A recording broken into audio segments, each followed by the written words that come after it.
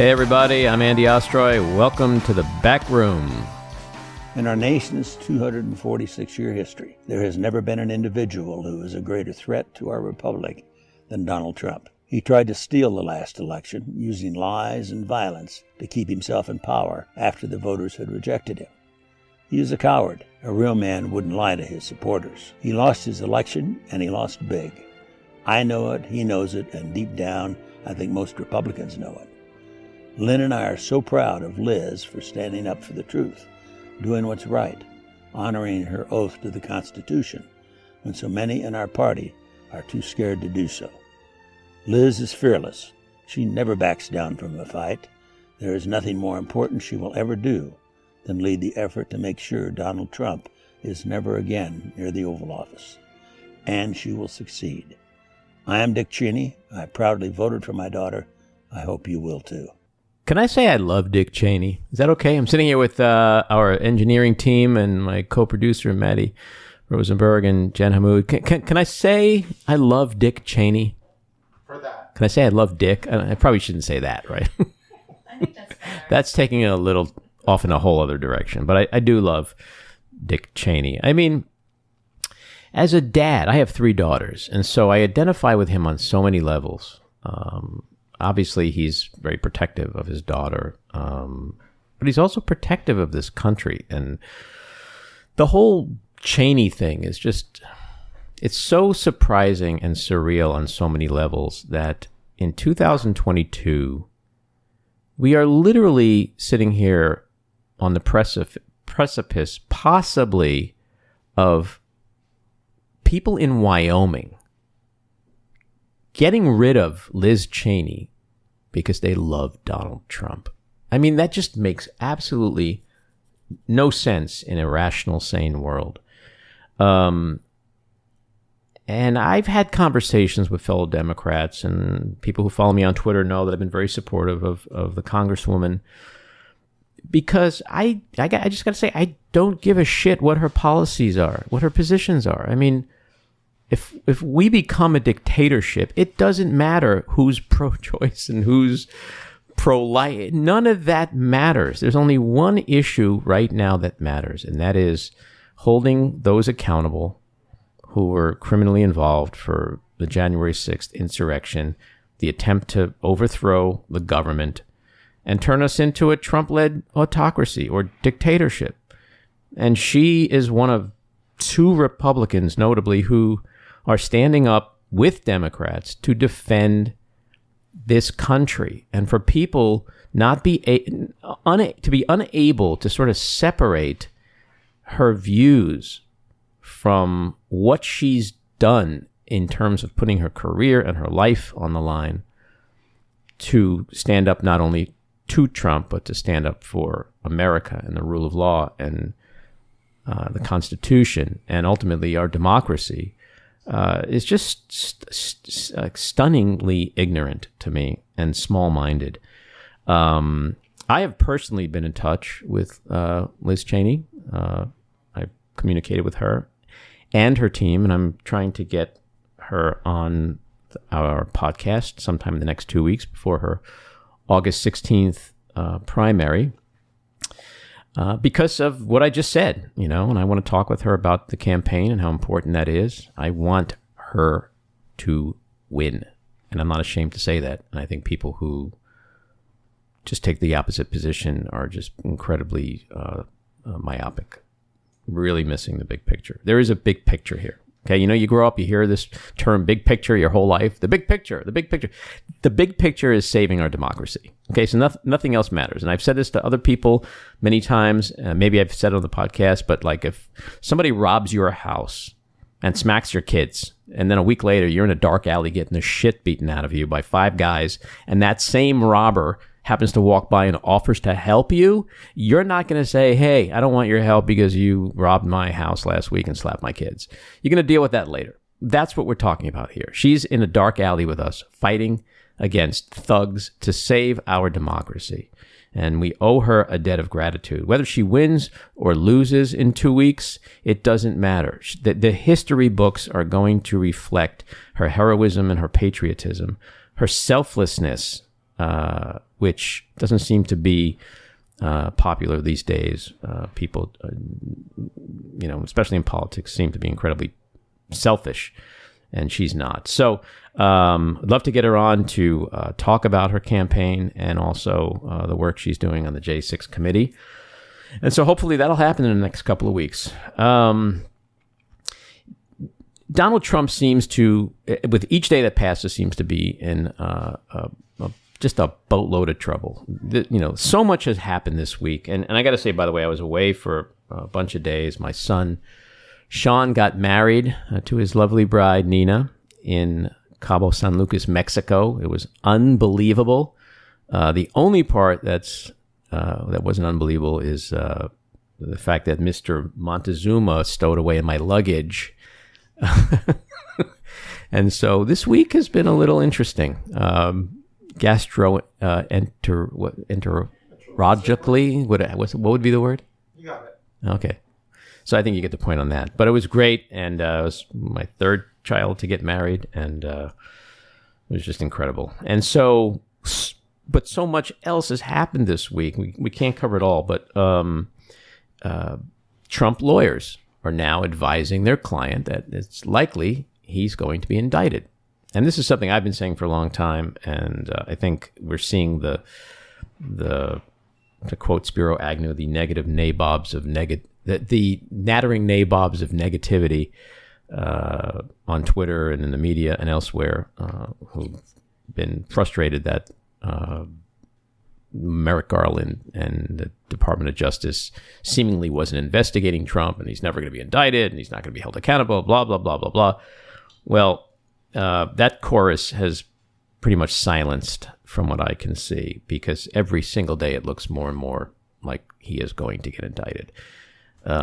Further evidence of that is that his former White House counsel, Pat Cipollone, is going to be subpoenaed, or is subpoenaed by the grand jury, the federal grand jury.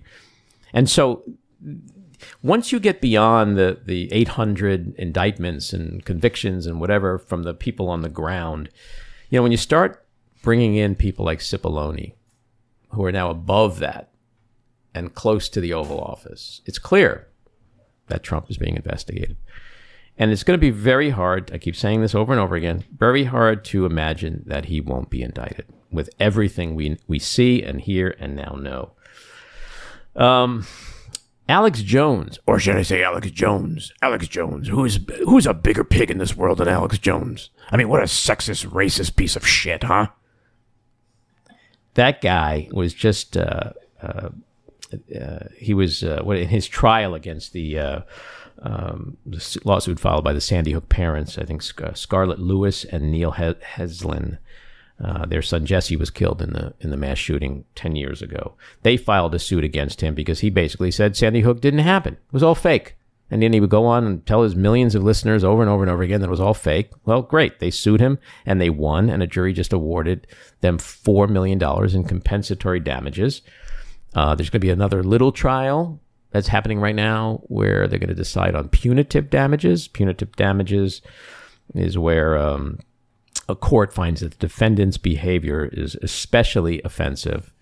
And I think we can say in this case, and hopefully that award is going to be incredibly high. Now, the question is whether he can, afford it or not. How much money does he have? He's been filing for bankruptcy with his company, Free Speech Systems. And but interestingly, Free Speech Systems, he pulled out $62 million in the last 2 years.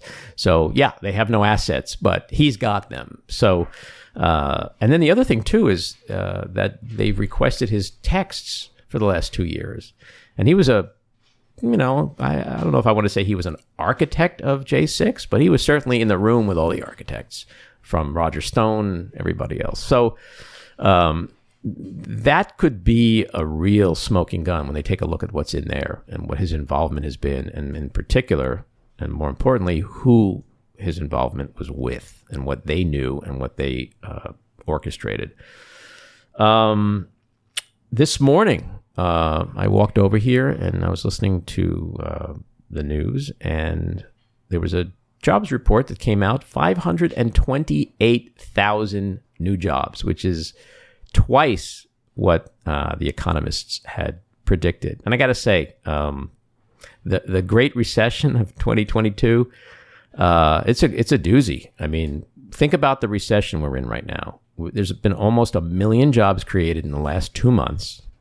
The airline industry, the travel industry is having record success. Restaurants, clubs, everything is full. People are having a great time. Retail sales are up. Spending is up. Confidence is up. And so we're in a recession, right? Does it feel like a recession to you guys? Not to me personally. I just bought this bracelet. Jen bought a bracelet, so I think that's the answer to that question. Did you buy it at Harry Winston, or did you? Is it a Target bracelet? Like what? Local, Zephyr. Okay. All right. Shout out to Zephyr. Zephyr. So I think the idea of recession is dead. There is no recession happening. You can't have a recession and 528,000 jobs created. And I'm not an economist, but in terms of inflation, which seems to be the 800-pound gorilla in the room, or elephant. Is it elephant or gorilla? Or both? Elephant. What's the gorilla? 800 pounds? I thought it was a gorilla. Okay, so you can use either one. So yeah, inflation, it's horrible, and it's around 8 or 9%, and people are upset because milk and eggs and gas and everything is expensive. But that could largely be due to the supply chain issue and how, on a temporary basis, that jacked up prices. So depending on who you talk to, this fall and second half of 2022 could be really robust, because if you strip out inflation, I mean, it sounds like our economy is booming. So there's that. The interesting news overnight as well is that Democrats convinced Kirsten Sinema. I always screw up her name. Kristen. Anybody named Kirsten, like if your name is one of those three, like I don't even want to know you, because I'm never going to get your name right. Kirsten Sinema, and then also like her last name. Can't you spell it like everybody else with a C? You're not expecting her to be on the show. No, I am.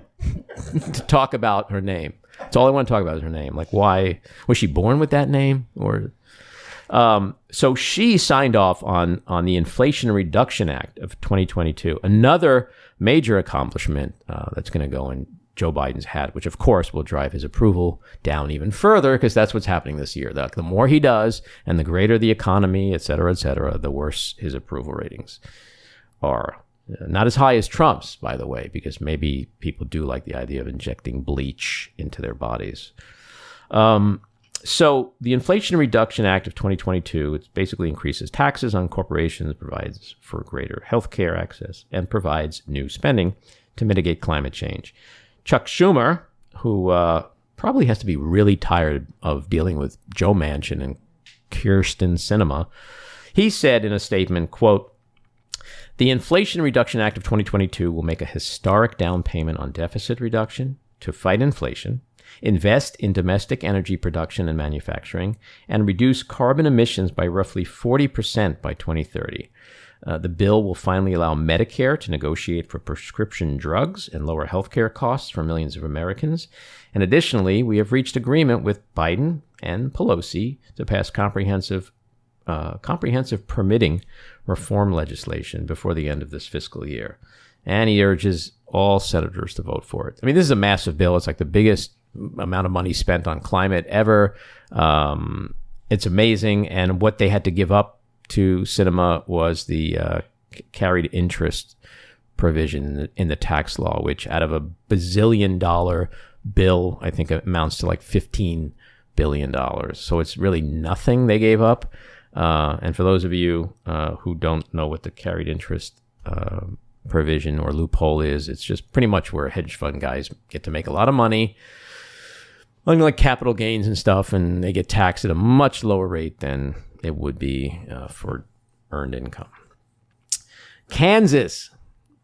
There's a moment where I thought Mitch McConnell must be standing with House Minority Leader Kevin McConnell and literally looking at each other and saying, well, looks like we're not in Kansas anymore.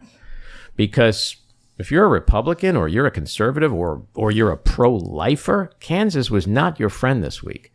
And there's just so much. I mean, we could do a whole episode on what happened in Kansas. But if you can't get people to be pro-life at the polls in Kansas, then you ain't getting them anywhere. And so I'm sure McConnell hasn't slept much, and McCarthy hasn't slept much since Tuesday, because this is astonishing and just huge in terms of its impact in the rest of the country and in November. You know, everybody was talking about, November, Democrats are going to lose and the House is going to go to Republicans. I mean, I tweeted in May, the beginning of May, that I don't care about conventional wisdom right now, because literally everything in the last 6 years has utterly defied conventional wisdom.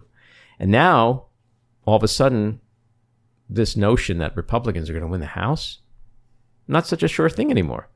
Okay? Because if women, suburban women, men, independents, moderates, if the overturning of Roe v. Wade turns out to be what I and a lot of people think it's going to be, I mean, just look at the voter turnout in Kansas. It was like 50% versus like 35 estimated.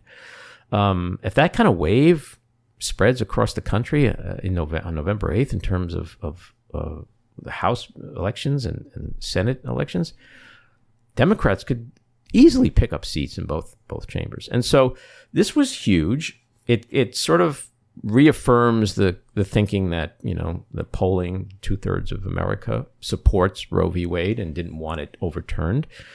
Women are just tired of men, right, telling them what to do with their, vajayjays, I guess. And if I had a vajayjay, and I don't, I have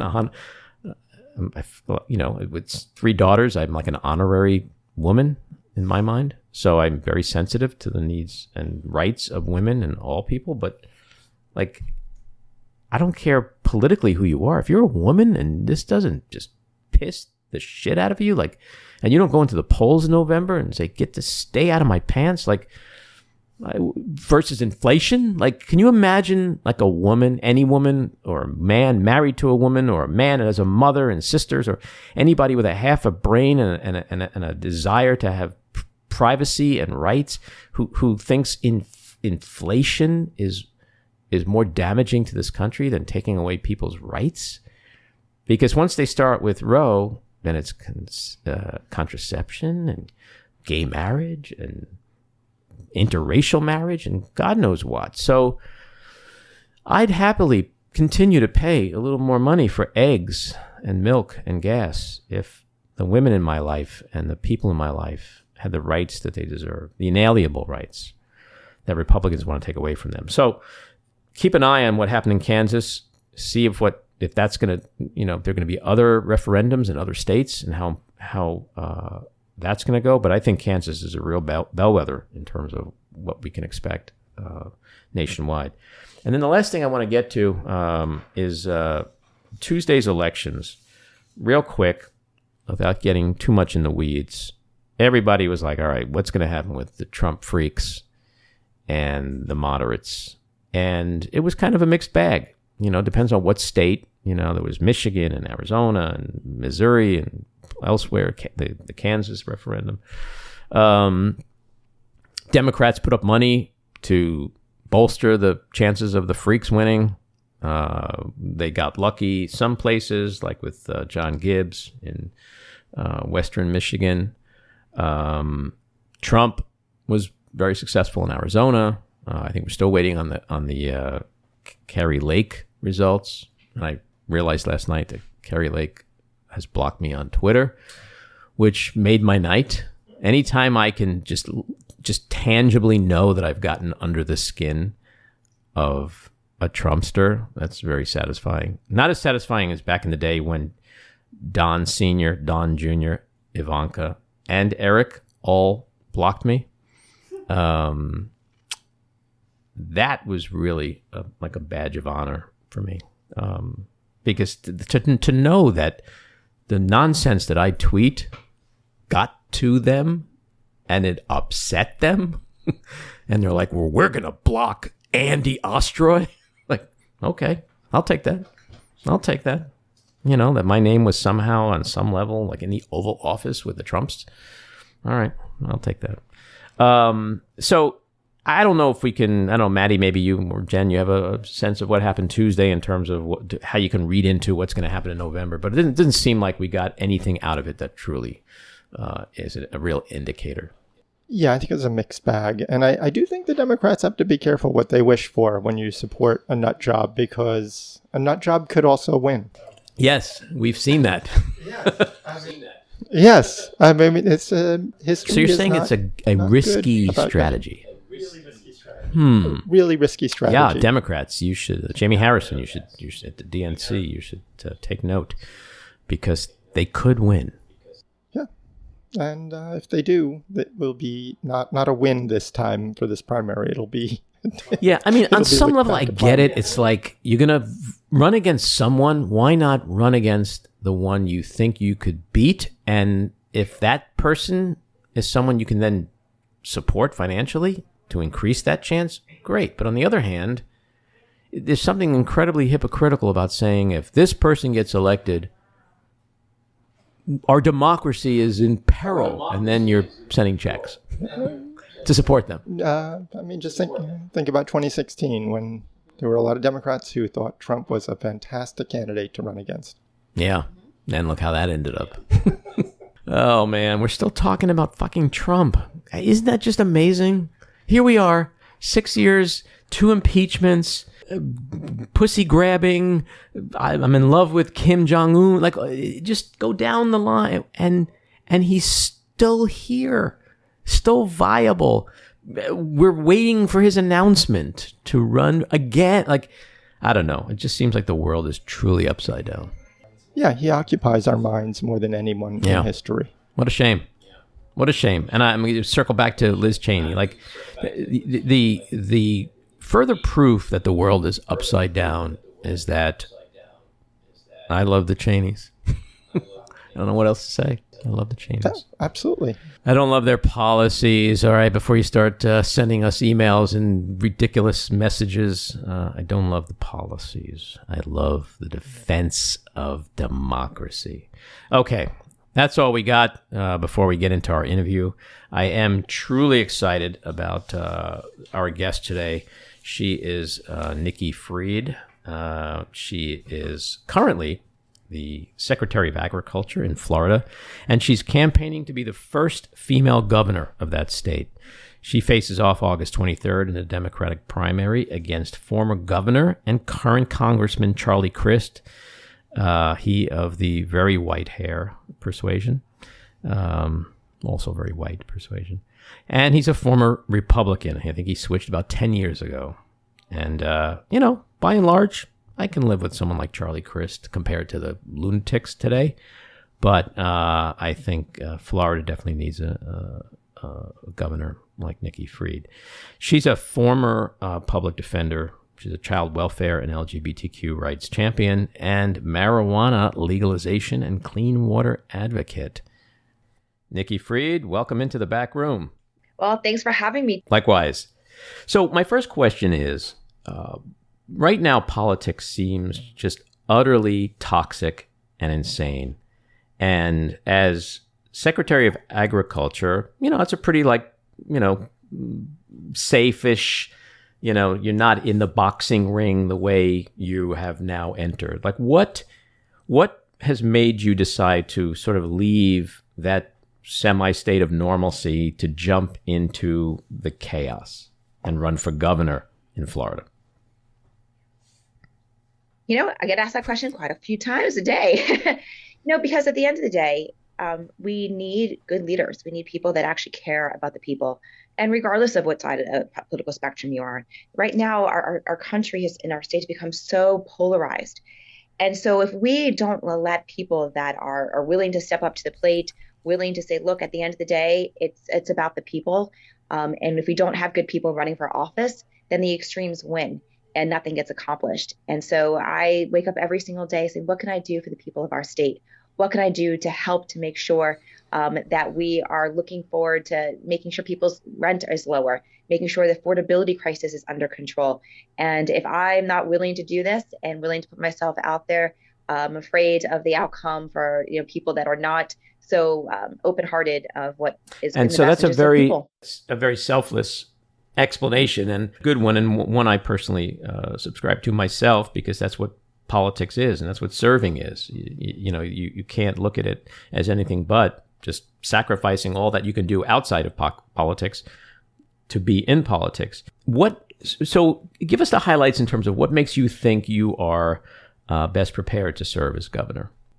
Look, I have been in the trenches for 3.5 years. I have been running a department that has 4,600 employees. I have a department that oversees $1.9 billion, 19 divisions, and is one of the largest agencies and departments in the entire state. It's a mini governor's office. It's larger than any other Department of Agriculture in the entire state. I'm a member of the Florida Cabinet, a member of the Clemency Board.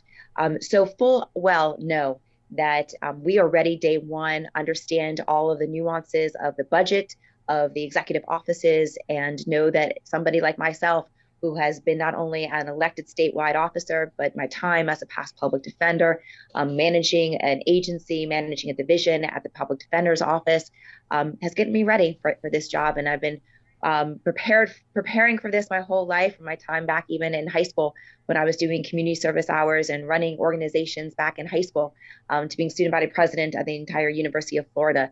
I am ready for this position. I'm ready for this job. And on day one, ready to your state, Florida, just it seems crazy now. Like it never was this crazy. And what I'm about to say, I say as a fellow Jew. To me, growing up, the craziest thing about Florida was like the old Jews going to dinner at 3:00. Like that was as crazy as Florida would ever get.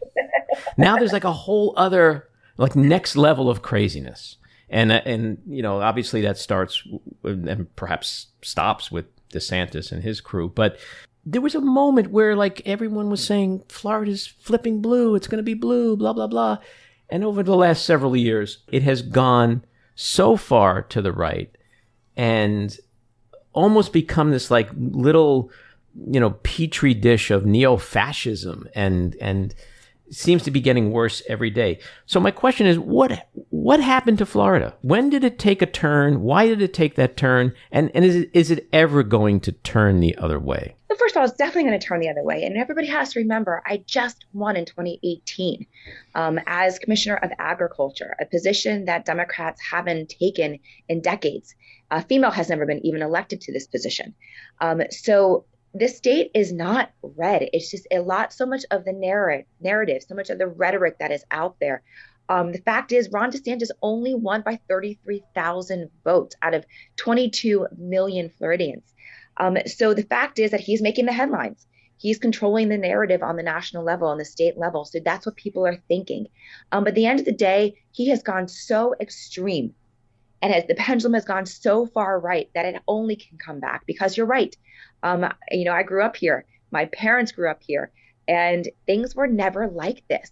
You never saw the polarization. You never saw neighbors not willing to talk to each other because of who they support in the upcoming election, or whether you're on one side of these culture wars or you're on the other. And so what this has come is not that the state has become more red, but the rhetoric from Ron DeSantis has become louder and more entrenched and more divisiveness, that people are taking sides. But just like what you saw in Kansas, the silent majority is still here. And every day that I'm talking to people on the ground, they're so tired of all of this. They're so tired of the anger. I mean, I'm sure you saw yesterday, he suspended a state attorney here in the state of Florida, somebody who has been elected twice, somebody who is a leader in his county. This is not indicative of who we are as Floridians. And I can tell you that as I talk through, to elected officials, to people on the ground, I keep saying that when you cut off the head of a snake, which is Ron DeSantis, everybody goes back to normality. And that's exactly what's going to happen as we start actually the season right now to go after pythons. I think python hunting started today. So that's kind of how I also look at it. You cut off the head of the snake, the rest of the snake dies. And I definitely want to get to DeSantis in a little bit, and we're going to do that.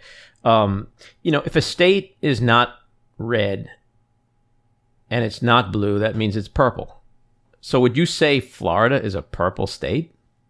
Because it certainly doesn't feel that way. I do. Sometimes it doesn't feel that way because the radical right are so loud and are so, getting into people's faces, and they're showing the anger.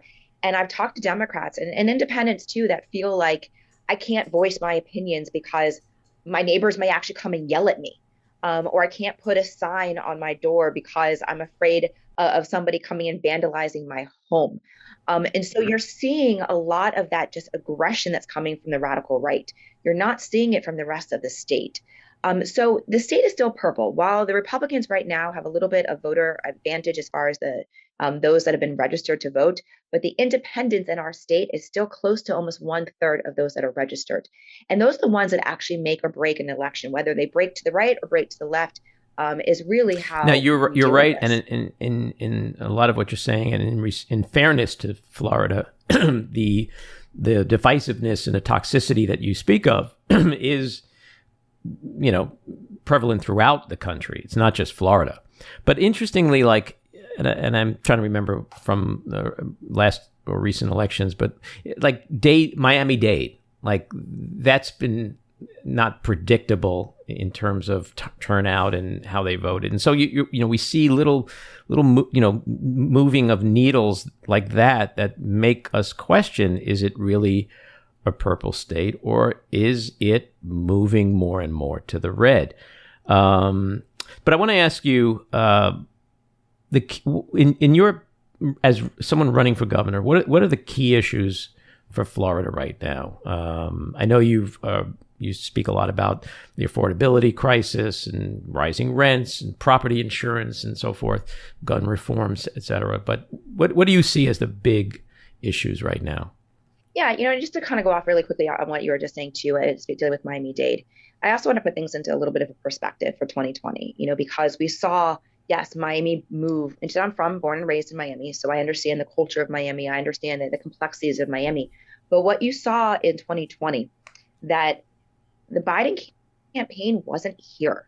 We had bare minimum resources. There wasn't with middle COVID, there wasn't a lot of door knocking. There wasn't a lot of that, on the ground. Whereas Trump spent a lot of time here, spent a lot of money and resources. There was a lot of just attention and lies into the Hispanic community about socialism. And so there was no Democratic response. The Democratic response was, no, we're not. Well, that's not really a good enough response. So that's why you saw Miami-Dade, go a little bit redder than normal, and why you saw, a 3% loss for President Biden. And again, looking at those numbers, it was only 3%. In fact, if you look at the totality with the amount of money that was spent from the Biden campaign versus the Trump campaign, the fact that it was only 3% should also be highlighted. But as far as issues that are on the ground, I'm talking to people all over our state, from Key West to all the way up to the Panhandle. And the issues are pretty consistent, whether you're talking to Democrats, Republicans, or independents. The issue number one is affordability. The housing market is in a dire strait, whether it is rent increases, some areas 60% or higher. The fact that our property insurance is through the roof. We've got a property industry that's on the verge of complete collapsing, that more and more companies are either being downgraded or going insolvent. So the affordability, people can't afford their gas, people can't afford their just overall. The second is education, because for twofold. One, we know that we've got a teacher shortage across our state, almost 9,000 teacher shortage while we're about to start the school year. We have been severely underfunded. Right now, Florida is 49th in the nation when it comes to education funding. 49th, but yet the third largest GDP. Our teachers aren't being paid enough. We don't have schools that are being built right in their communities. The schools are not being updated. And then, of course, you've got the culture wars that DeSantis has put into our classroom. So you created this bubbling up impact of what's happening in our school system. And the third issue that I'm hearing on the ground more than anything else, besides affordability, is our women's right to choose. The Roe v. Wade situation is really coming to a head here in our state with the 15-week abortion ban, knowing that Ron DeSantis wants to go further.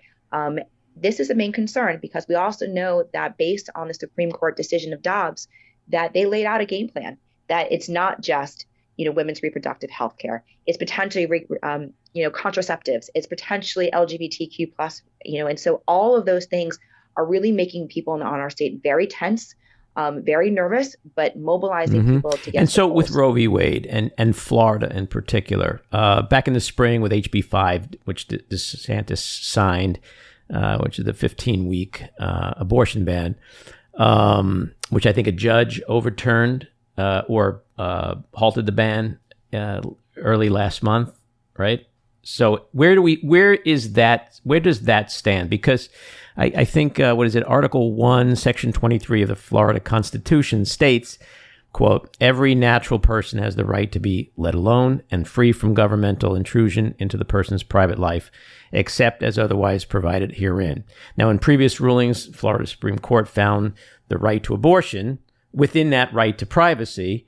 And then in the Leon County Circuit Court Judge, John Cooper, blocked that ban last month on the same privacy grounds, although we've seen the Supreme Court kind of rule the opposite with Dobbs. And so where does all that stand going forwards with regard to Florida and DeSantis's ban? So there are two lawsuits that are pending. One dealing with that right to privacy, and another one that is dealing with religious freedoms. Because again, you and I both being Jewish, what we're always taught is that life begins at breath. And so now you're talking about a religious situation as well. So right now, the Attorney General of our state has asked for this all to be expedited for the Supreme Court to actually take up the case immediately. And so right now, 15 weeks is the law of the land. And we are waiting for the Supreme Court to decide whether or not they're going to wait for the appellate process or they're actually going to just skip right above it and take up the case in the Supreme Court. My gut, though, says this, that we have a very extremist Supreme Court right now. Including two Supreme Court justices, including the chief judge that was appointed by my primary opponent, and others that were put on there by Ron DeSantis. And this Supreme Court has consistently ruled keeping constitutional amendments off the ballot, such as a ban on abortion, a ban on assault weapons, medical marijuana expansion and legalization, getting rid of the congressional districts, the two black congressional district maps. And so my gut tells me that we as women are going to lose that protection from that constitutional amendment. It's just, and so I was going to ask you if you think there's a Kansas-like ballot referendum in Florida's future, but it sounds like because of the composition of the state, the Supreme Court in that state, that's not likely. Well, I have said that this is one of my priorities as governor, is to put the full weight of the governor's office behind a constitutional amendment. I've already started talking to legal counsel this week to start drafting the proposed language. But what the Republicans have been doing for years at this point have been making it harder and harder to put citizens' initiatives on the ballot, changing the dates of when the signatures need to be done, how to collect signatures, the cost of collecting the signatures, the amount that needs to be done, increasing that threshold to 60%+ in order to get it over the threshold. And of course, you've got a very conservative Supreme Court that continues to find that one little nuance that they hold their hat on to kick it off the ballot. But I know that I'm going to do everything in my power to make sure that constitutional amendment is ironclad, that we get the signatures in time. There'll be so much money that will flow into our state to create the money that's necessary to get the signatures, and that we're going to fight. We are certainly going to fight. And at the end of the day, we just need people registered to vote and to understand that this November, that our freedoms, abortion rights, are on the ballot, and it's a referendum. Absolutely. On Ron DeSantis. So before you get to that point, you've got to get past August 23rd, which is your primary, and you're running against Charlie Crist, another rich old white man. Politics seems to be, full of him and his ilk. He's a former Republican. 10 years ago, he switched parties, reasonably moderate, by comparison to the crackpots that are out there today. But what are the key differences between you two that you think really make the distinction for all voters as to why your candidacy is so much more important and will benefit Floridians more than his? Well, First of all, you just laid it all out. The fact is that he was a Republican when he was Attorney General, Republican when he was Commissioner of Education, Republican when he was a senator, Republican when he was governor. The decisions that he made when he was in those elected positions are issues that we are dealing with today. And Charlie wants to right now, rewrite history and say, none of that really mattered. None of that. This is who I am today. Well, we can't trust that that's who he is today, because he might get there and become somebody else again. When he's got, he led during a time when you had Republican legislature, and you're going to have a Republican legislature now. What tells voters that he's not going to, look, this is really hard. These Republicans have got a lot of power in the legislature. I may just need to side with them in order to get things accomplished. That's not what we need. We need somebody who is a true fighter, somebody who has been consistent on their policies their whole life, somebody that doesn't have this type of baggage. Because look, we just talked about the Supreme Court. Today, the chief judge of the Supreme Court that is going to take away my right to privacy was appointed by Charlie. He has to be held accountable to those issues.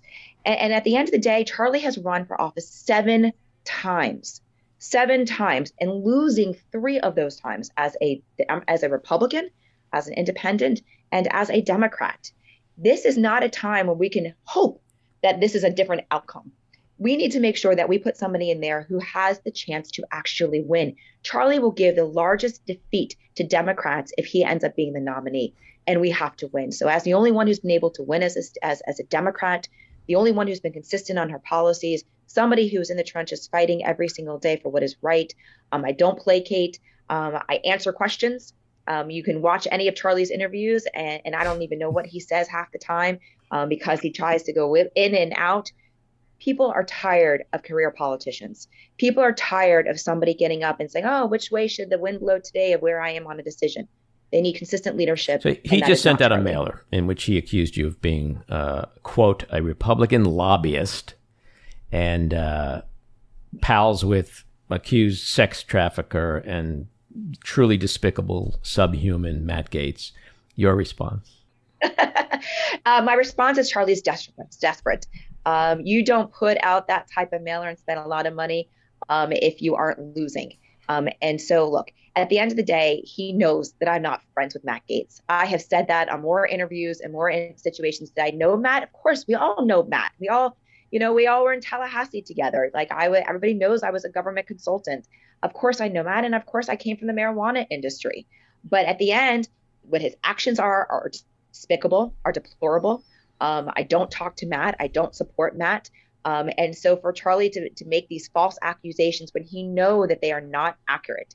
And the other thing is, when I was a government consultant, my main issues that I campaigned on, that I worked on and I campaigned on, is the fact I fought for our foster care kids. Got one of the greatest pieces of legislation to protect our foster kids in 2014. I fought for the expansion of medical marijuana. I fought for our schools when I was representing Broward School Board. Anything less than that is a complete lie. And a complete fabrication, because of course. So in response to that, your spokesperson, Carolyn Corber, is quoted as saying, Charlie Crist, a self-described pro-life man, is photoshopping fake GOP signs on the only statewide elected Democrat and calling her a Republican lobbyist in mail. It's time for any woman who endorsed Charlie Crist's campaign to speak up, disown him, and reject his lies about supporting women and women's health. He is a fraud, a coward, and a 3-time, about to be 4-time loser. Man, you guys don't pull any punches. No, we don't. Mm-hmm. We speak truth, truth to power, because it's true. I mean, that the flyer is made up photos. And I go back to, he took photos of people that I've known since college. Are we not allowed to have people that we are friends with? Doesn't mean I support their policies. I can't show you. I mean, how many pictures has Charlie Crist taken with Donald Trump, Sarah Palin, Scott Rothstein? He named the amount of pictures that Charlie has taken with Republicans that of those likes. So it's remarkable that Charlie wants to even say I've been anything less than a devout Democrat.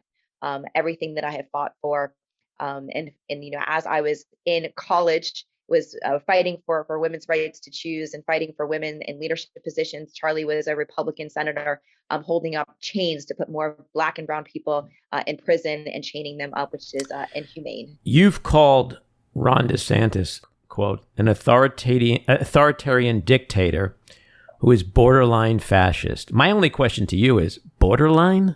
You're just trying to be nice? I'm taking out the word borderline these days. I think I called... I was trying to be nice for a little bit, but I actually had a press conference earlier today where I just went all in.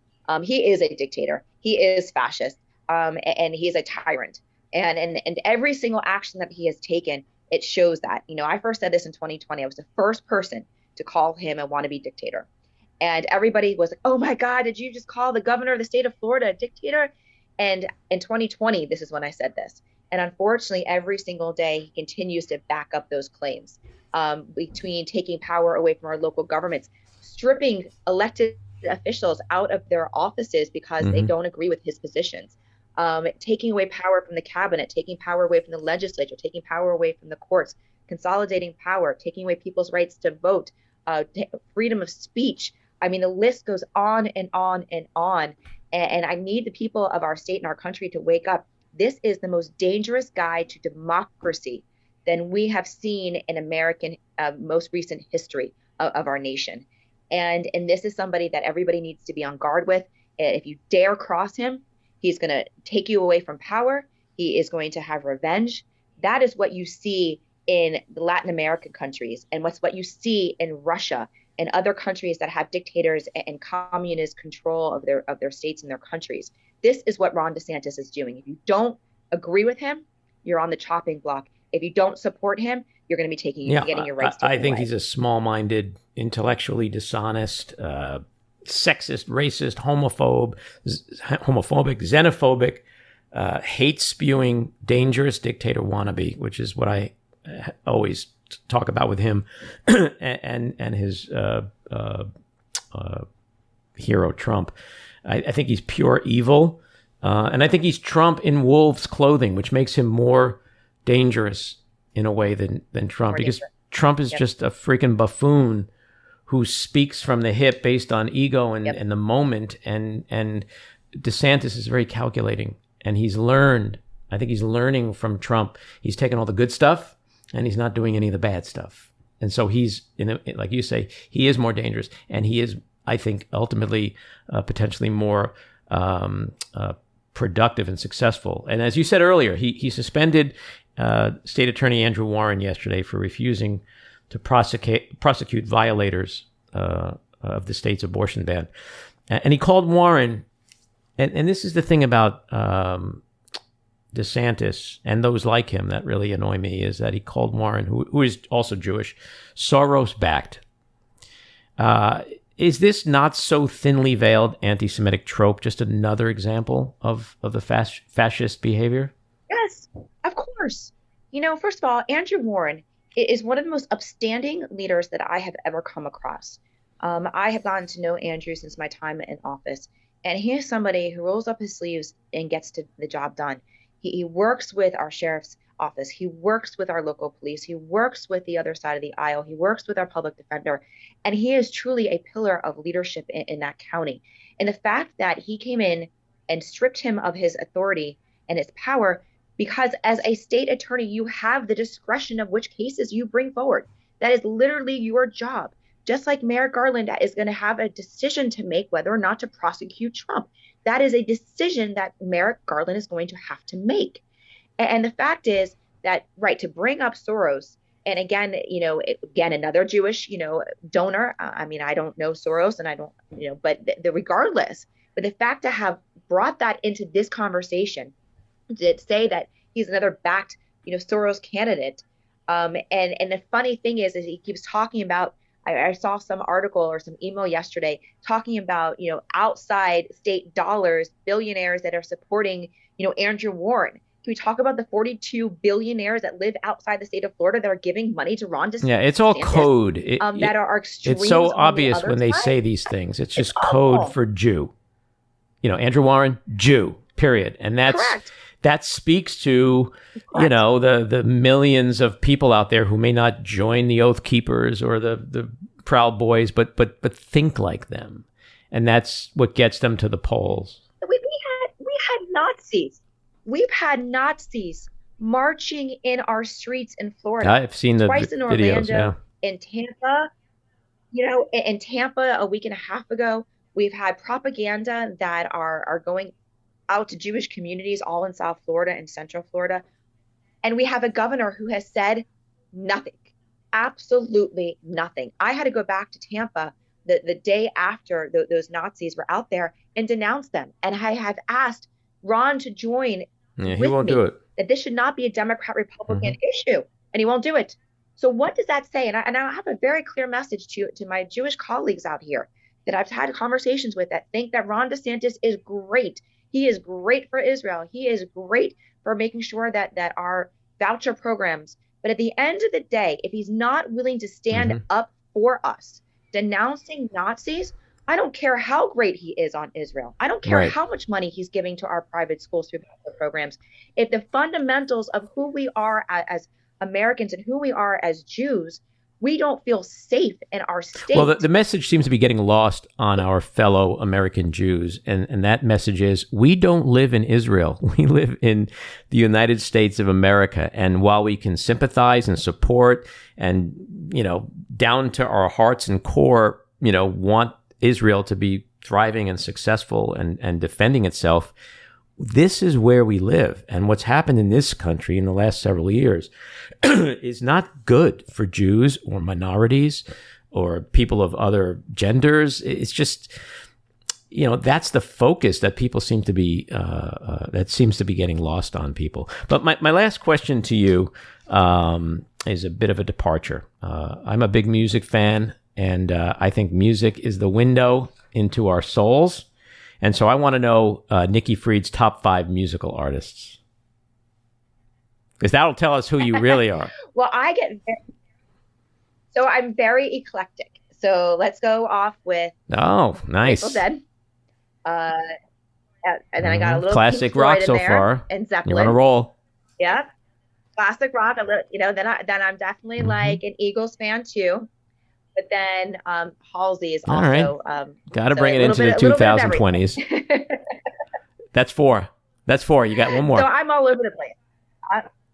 So I've got one more. So I always say this too. So I'm a little bit of, I've got some country in me too, but I mean, I'm all eclectic. And if I didn't say Dave Matthews Band, I think that my sister would actually. Sometimes I get a surprise answer when I ask this question. And I had Representative Eric Swalwell on early in the podcast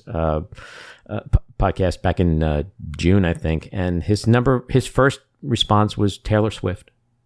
And I was, yeah. And he said, Really? I'm a Swiftie. I may have to. He's a Swiftie, a self-described Swiftie.